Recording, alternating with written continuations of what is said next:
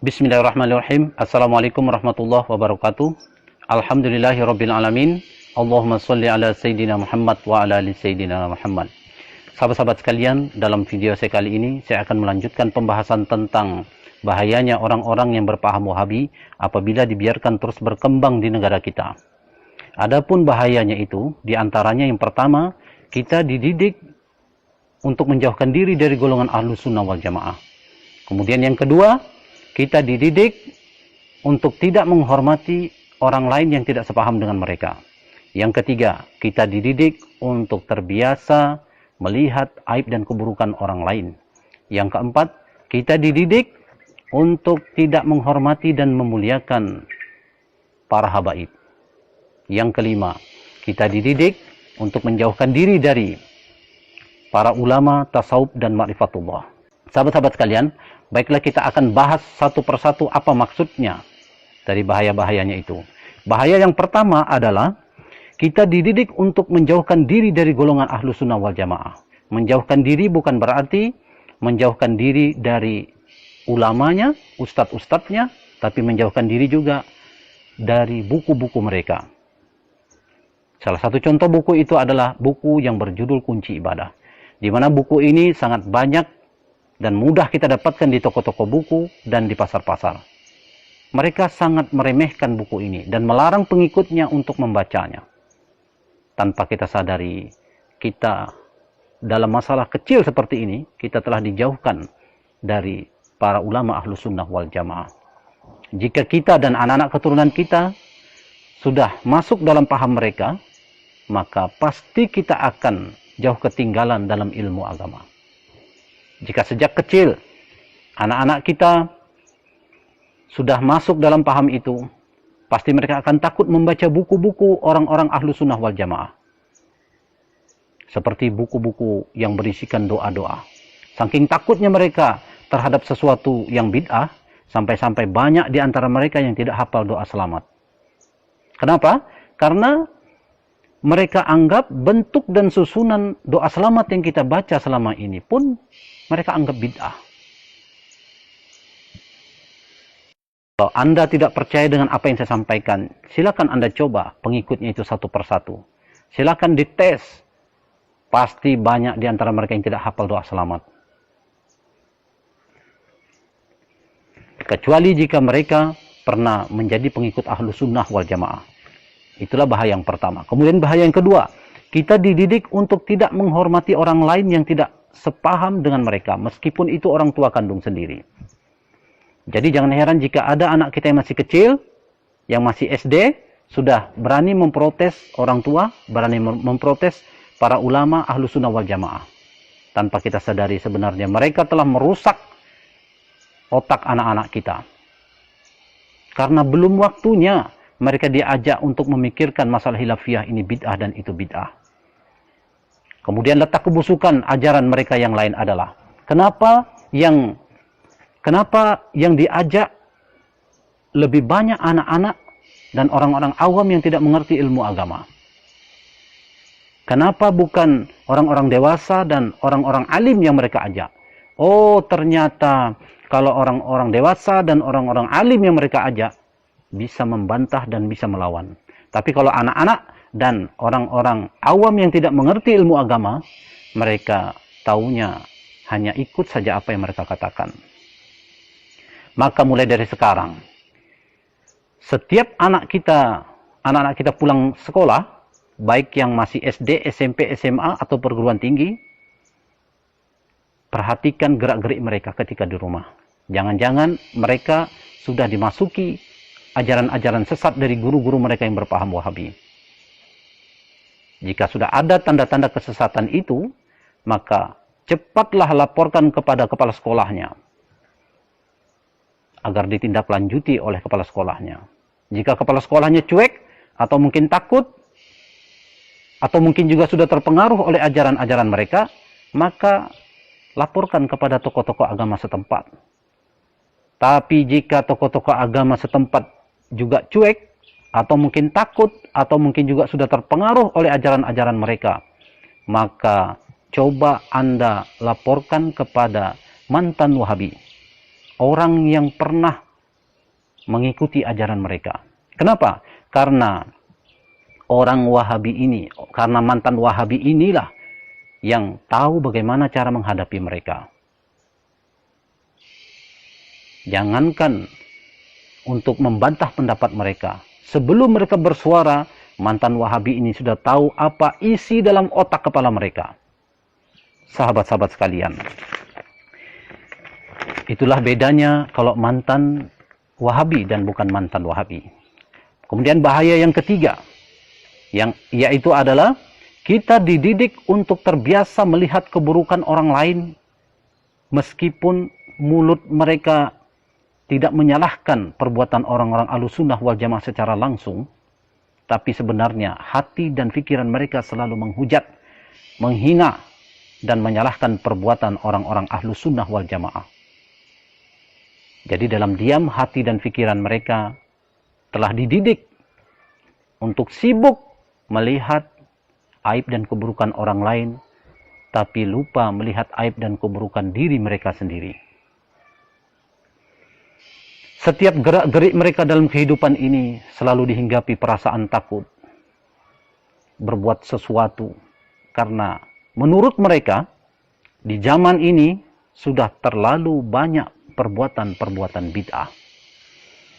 Sahabat-sahabat sekalian, kemudian bahaya yang keempat adalah kita dididik untuk tidak menghormati dan memuliakan para habaib zuriat Rasulullah SAW. Meskipun mulut mereka mengatakan cinta kepada Nabi, tapi coba perhatikan perilaku mereka saat bertemu dengan para habaib. Perhatikan tatapan mata mereka, perhatikan raut wajah mereka yang penuh dengan kebencian dan kesombongan terhadap para habaib. Mengapa mereka membenci para habaib? Karena mereka anggap para habaib ini adalah ahlul bid'ah, atau orang yang gemar berbuat bid'ah. Saya tidak percaya kalau orang-orang Wahabi ini mencintai Nabi. Sebab salah satu tanda orang yang mencintai Nabi itu bukan berarti hanya mengikuti perilaku Nabi seperti sholat, puasa, zakat, haji, dan lain-lain. Tapi mencintai Nabi juga ditandai dengan menghormati dan memuliakan para habaib zuriat Rasulullah SAW. Jika kita mencintai seseorang, meskipun orang itu telah tiada, jangankan fotonya, sandalnya pun akan kita simpan. Dan ini terbukti sampai saat ini, sandalnya Nabi itu masih tersimpan rapi. Itu sandalnya Nabi, benda mati, masih dihormati orang. Seharusnya, apalagi para habaib, anak cucu keturunannya yang mengalir darahnya di dalam tubuh mereka. Sahabat-sahabat sekalian, makanya saya tidak percaya bahwa orang-orang Wahabi itu mencintai Nabi. Kemudian bahaya mereka yang kelima, kita dididik untuk menjauhkan diri dari para ulama tasawuf dan ma'rifatullah. Mereka menghujat dan menyesatkan orang-orang tasawuf dan ma'rifatullah. Dan mereka mengatakan bahwa ilmu tasawuf itu bid'ah. Kenapa mereka mengatakan ilmu tasawuf itu bid'ah? Oh, ternyata ilmu tasawuf itulah yang dapat membongkar kebusukan-kebusukan hati mereka. Makanya mereka tidak suka dengan ilmu tasawuf itu. Apalagi di dalam ilmu tasawuf itu, kita dididik untuk berani jujur melihat jenis-jenis penyakit hati dan bagaimana cara mengobatinya. Sahabat-sahabat sekalian, jika kita sudah terjebak dalam paham itu, kemudian berniat ingin keluar dari paham itu atau ingin hijrah, maka itu sangat sulit dan sangatlah berat. Tapi tahukah Anda bagaimana cara mudah untuk bisa keluar dari paham itu?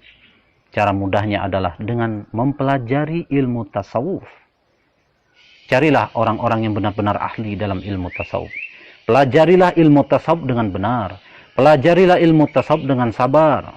Pelajarilah ilmu tasawuf dengan sungguh-sungguh. Dalam ilmu tasawuf itu, salah satu manfaat kita mempelajari ilmu tasawuf itu adalah kita akan tahu betapa berharganya waktu.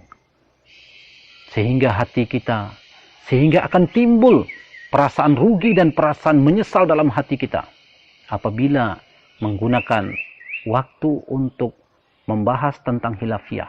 Ini bid'ah dan itu bid'ah. hanya orang-orang yang mempelajari ilmu tasawuf dengan sempurna yang dapat melepaskan diri dari paham itu. Sebab ada juga orang yang bisa keluar dari paham itu, tapi hati mereka masih bercampur dengan keraguan-raguan. Jika mereka beralasan dan menganggap bahwa belajar ilmu tasawuf itu hanya dapat membuat orang atau pengikutnya meninggalkan syariat, maka itu salah besar. Kenapa? Karena yang salah itu bukan ilmu tasawufnya. Yang salah itu adalah orangnya atau pelakunya yang memang dari awalnya sudah ada bibit-bibit senang memperturutkan hawa nafsu. Sedangkan ajaran-ajaran orang-orang Wahabi ini yang sangat senang menuduh orang lain berbuat bid'ah, itu memang dari awalnya ilmu mereka ini memang sudah salah, sudah sesat dan menyesatkan orang. Kalau ilmunya saja sudah salah, apalagi orang yang mempelajarinya, tentu lebih sesat lagi jalannya. Kalau orang tasawuf yang meninggalkan syariat itu bisa masuk ke dalam neraka jahanam karena perbuatan mereka yang meninggalkan syariat, berarti orang-orang yang berpaham Wahabi ini yang lebih pantas untuk masuk ke dalam neraka jahanam. Kenapa? Karena ketika dilaporkan kepada Rasulullah SAW bahwa ada seorang wanita yang sangat rajin beribadah, malamnya beribadah, siangnya puasa, tapi lisannya sering menyakiti tetangganya. Lalu apa kata Rasulullah? Rasulullah mengatakan, la khaira fiha, hiya min ahlin nar.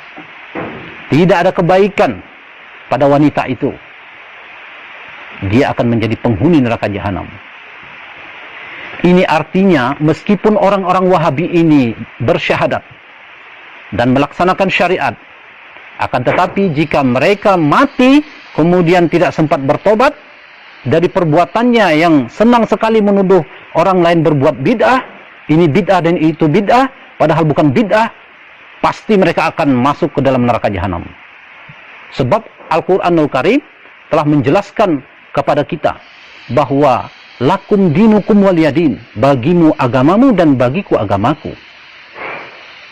Mereka fikir ayat ini hanya berlaku dalam perbedaan agama.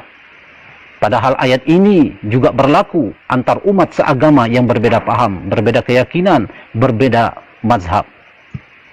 Mereka sangat banyak yang menghafal ayat ini, tapi tidak pernah mereka praktekkan. Masih juga ucapan-ucapan mereka sering mengganggu orang-orang yang sedang beribadah. Sahabat-sahabat sekalian, bahaya orang-orang yang berpaham Wahabi yang keenam adalah kita dididik untuk senantiasa tertinggal dan senantiasa terbelakang dalam segala bidang kemajuan. Dalam bidang agama contohnya, mereka sangat tertinggal jauh dari golongan ahlu sunnah wal jamaah. Golongan ahlu sunnah wal jamaah selalu menyibukkan diri dengan amalan-amalan sunnah seperti zikir-zikir sampai ribuan kali jumlahnya dalam sehari semalam. Sedangkan mereka menghabiskan waktunya untuk membahas ini bid'ah dan itu bid'ah. 1 menit saja mereka menggunakan waktunya untuk membahas ini bid'ah dan itu bid'ah. Berarti mereka sudah tertinggal membaca kalimat-kalimat zikir ratusan kali jumlahnya. Itu 1 menit. Bayangkan jika 5 menit. Bayangkan jika 1 jam dan bayangkan jika 1 sehari semalam. Jika mereka meluangkan waktu untuk membahas ini bid'ah dan itu bid'ah, bayangkan ruginya mereka. Makanya jangan heran jika orang-orang ahlu sunnah wal jamaah ini yang lebih unggul dalam ilmu agama, dengan zikir-zikir mereka itu yang sungguh-sungguh itu, banyak dari mereka yang menjadi wali-wali Allah. Dan tidak mungkin mereka bisa mencapai derajat wali Allah itu jika Allah tidak meridhoi zikir-zikir yang mereka lakukan. Sedangkan dari orang-orang yang berpaham Wahabi ini, tidak ada satupun dari mereka yang menjadi wali Allah. Mustahil mereka akan mencapai derajat wali Allah. Kemudian contoh ketertinggalan mereka dalam bidang ilmu pengetahuan dan teknologi. Mustahil mereka akan menjadi orang pertama atau menjadi penemu suatu kebaikan yang akan bermanfaat untuk orang banyak. Sebab hati dan pikiran mereka selalu terpusat pada satu jenis pembahasan yang tidak akan pernah selesai. Padahal masalah khilafiyah itu akan mudah diselesaikan dalam waktu yang sangat singkat jika mereka mau memahami dan mempraktikkan satu prinsip yang sangat kuat, yaitu prinsip lakum dinukum waliyadin. Sahabat-sahabat sekalian, di saat suasana hati dan suasana pikiran mereka seperti ini, tanpa ada rasa malu, mereka mau menganggap bahwa diri mereka atau golongan mereka lah ahlu sunnah wal jamaah.